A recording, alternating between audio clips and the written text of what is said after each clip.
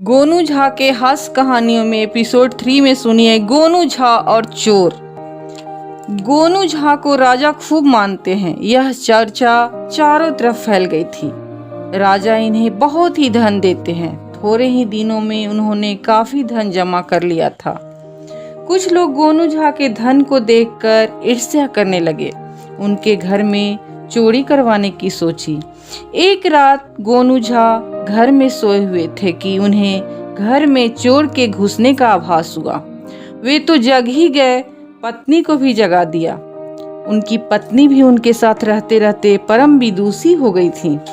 जगाने का कारण समझने में उन्हें देर नहीं लगी। दोनों अपने में बातचीत करने लगे। चोर इन दोनों की बात ध्यान से सुनने लगा।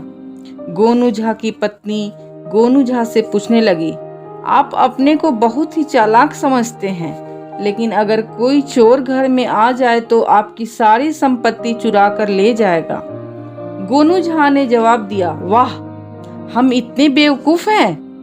हमने अपनी सारी संपत्ति को ऐसी जगह छिपा कर रख दी है कि चोर का बाप भी पता नहीं लगा सकता।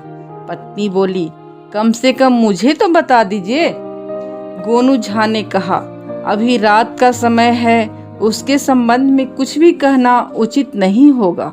अभी अगर कोई चोर सुन लेगा तो हम लोग सुबह तक रोते ही रहेंगे। गोनू झा की पत्नी जिद करने लगी।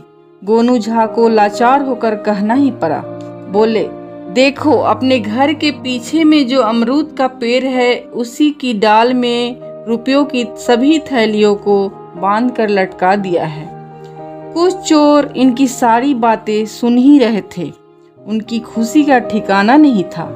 वे सब के सब अमरूद के पेड़ की ओर दौड़े। अंधेरी रात, हाथ को हाथ दिखाई नहीं दे रहा था। चोर किसी तरह अमरूद के पेड़ पर चढ़ गए। रुपयों की थैली को खोजने लगे। संयोग ऐसा था कि पेड़ में बिल्ली के अनेक छत्ते लगे हुए थे। अंधेरे में चोरों ने उस छत्ते को ही रुपयों की थैली समझ बैठे। चोर छत्ते जल्दी जल्दी तोड़ने लगे। फिर क्या था, सभी बिल्लियां जग गई और सभी चोरों के शरीर में लिपट गई। सब के सब धम धम करके पेड़ पर से गिरने लगे।